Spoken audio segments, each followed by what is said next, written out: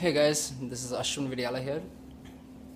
My dad was telling me this story this morning about there was this mountain climber, and I think he was a very accomplished mountain climber, and he was also very egotistical.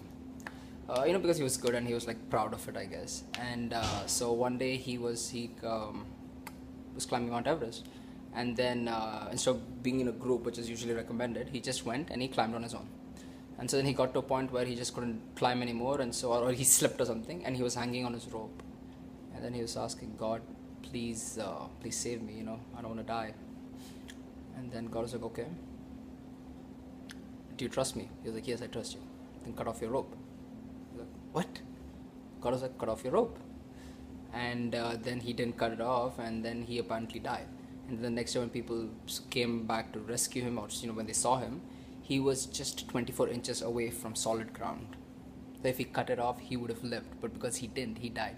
And so my dad was saying, this story, maybe it's true, maybe it's not, I don't know. Probably isn't. But it does emphasize a point, and the point is,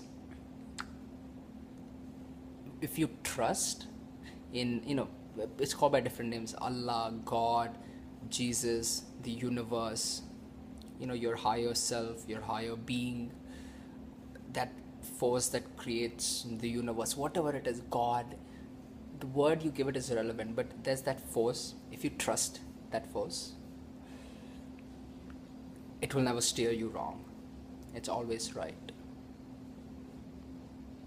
Does that make sense? If you trust in yourself, and when you talk about God, that inner voice that you have, I think that's the same thing.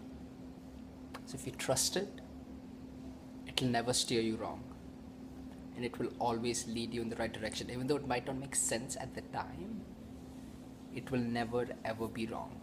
And I think this story was a perfect, maybe not necessarily a real life example, but a very apt explanation and example of that concept at play. Have a good night, guys.